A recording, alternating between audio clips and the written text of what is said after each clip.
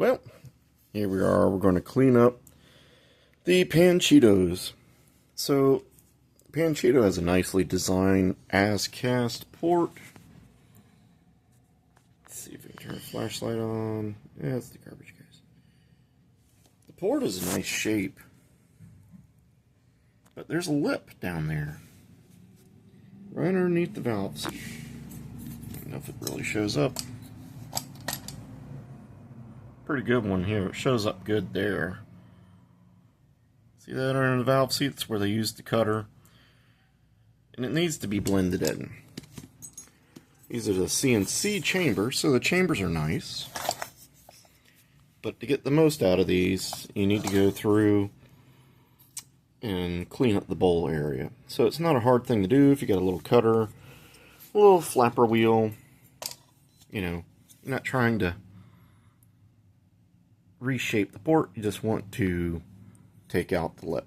So that's what we're going to do today. Got a valve compressor, we're going to pull the springs off. Got my bags of all the stuff marked, and keep it marked. And then after that, later on we're going to coat the chamber of Cerakote, and then if I have any left, I want to do the outside with transfer gray, which should help it reject heat, is the theory there. Used it on another motor and it worked well, so can't say it didn't. The motor never had any issues, so I'm going to do it again. Alright, so that's what we're doing today, boys and girls. Alright, so a little trick here. Once these things have been ran, the keepers really like to catch, especially when they've been ground, so they catch better. So a little trick is to first take a socket, put it over the keeper, and whack it. What that does is pushes the retainer down and like frees up the keeper on the valve stem. If not, you gotta try and push this down and just nothing really happens. The keeper won't let go, it's doing its job. And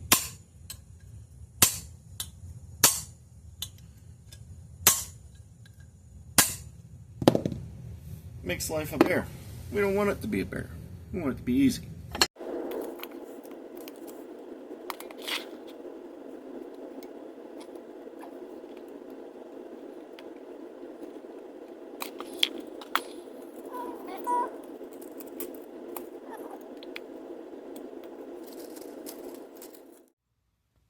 Alright, so we got the valves out. Don't ever try and use those little, the ones that go on the end of the spring that they sell at the auto parts store for like $10 and try and compress the valve. Those things are dangerous. It's a good way to lose an eye. Get a real valve spring compressor. So anyways, they don't look so bad on the camera, but feel wise, if you feel in here, alright, you can see here's where their cutter stopped, and this is a big ramp right here. It's almost like a 90-degree bend going that way. Alright, same thing over here. These lips, they're almost like a 45-degree angle. So we're just going to go through, we're just going to blend this in for a smoother transition around the bottom of the seat there, on the intake.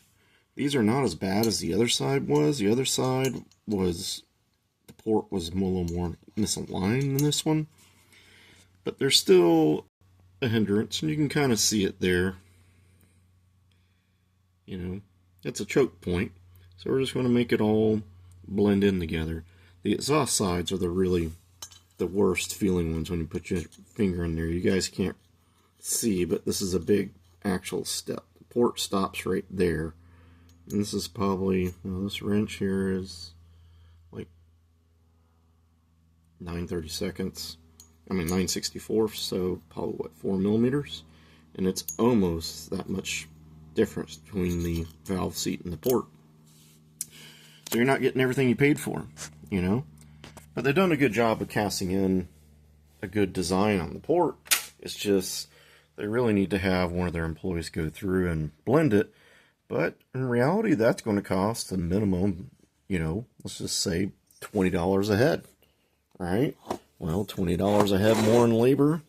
It's going to push them into another price point.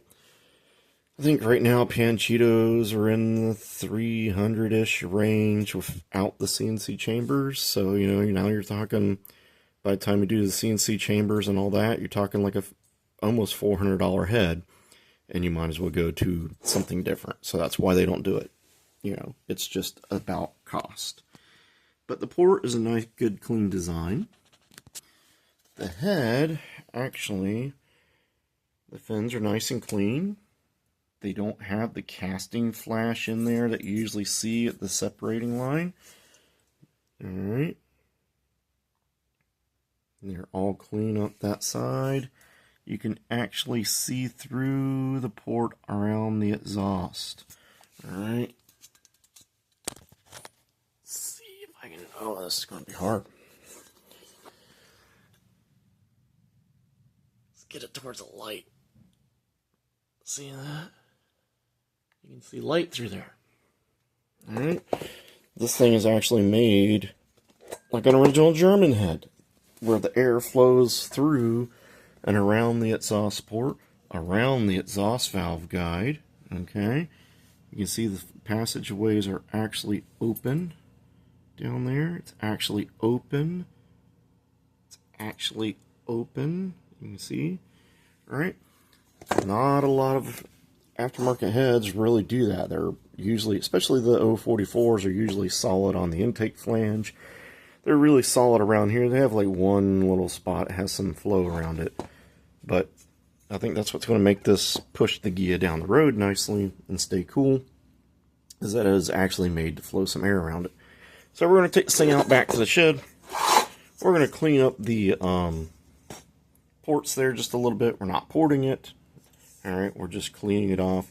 If you want to see an actual in-depth video and all that stuff, a gentleman, I think E-Red Motorsports in Utah has a YouTube channel, and he's done that. You can search that up. I'm not trying to make a how-to step-by-step video. I am just documenting what we're doing and giving you guys ideas. Alright, so I'm going to go out there and make some metal fly. So here's kind of a after shot. We went through already and used a cutter. Went in here, took out lip here, blended that edge. Lip in the top and the bottom. Don't take out the wall, the seat support on that side. We just blended it with the sandpaper. Same thing here. Blended the big ridge in. It's not so much a problem on the intake as it is on the exhaust. Same thing over here. Brought this down, blended it in here, blended it in up there, and then just use our sanding roll just to make it all look pretty. That's really all that's doing. And stay away from the seats. Total maybe 30 minutes out here. I'm not exactly sure, but it wasn't that long. We don't need to go crazy on this. You're just blending the pocket. Alright, you're not porting it, you're blending it. And like I say, don't take the material out from the bottom of the seat over there. Just round it over with the flapper wheel. You're not trying to make another port shape right there. Alright, that looks pretty nice. It's got a nicer transition from here to the port. It had a big ridge right there. Same thing at the top. I don't know if the angles will get there. We just took that out, and then we just smoothed this as a nicer passage going that way. Some people remove chunk of the valve guide. I'm not going to do that. And then we just took the sanding roll, went in from every angle that you can get to, go in here, round this edge over just slightly. You don't need to go crazy on it, alright, because that is what makes the seat stay in there. But anyways, boys and girls, there is another more in-depth video from Type E Motorsports, I believe it is. He's on YouTube. He actually shows the flow bench gain by doing that. He actually goes a little more in depth on doing all this. So I highly recommend, if you have a set of Panchito heads or any other head, because this is pretty much going to be all of them, except for maybe like a hand-ported head or something high-end that's, you know, like CNC'd all the way. Even the CNCs might have a little ridge there, all right? But, you know, probably won't have to get a actual burr out to do anything with those. But, you know, any low buck head, even a stock head, will benefit from that. So, that's what we've done today. Get out there, get your projects done. I have some cleaning to do. Next adventure is going to be Cerakoting the chambers and the exhaust ports. So that's my next adventure. Get out there, get your projects done, and let's get these cars back on the road.